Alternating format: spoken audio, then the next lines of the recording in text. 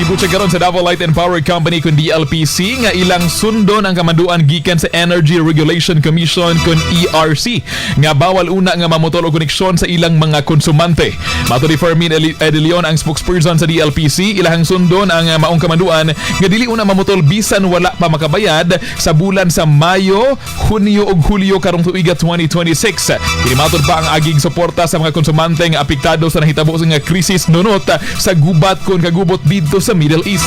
Atong minamahayag ni Fermin Edelion sa DLPC.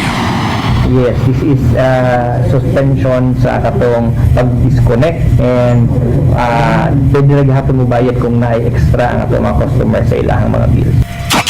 Apan mo ko kasamang klaro sa opisyal nga bodawat gihapon sila og bayad sa mga konsumante gani gipahibalo ang konsumante nga kung dili nila mabayaran ang obligasyon sa maong bulan basi mabug-atan na kini sa bulan sa Agosto kung magdugang or madugang kasama ang tanang mga bayronon.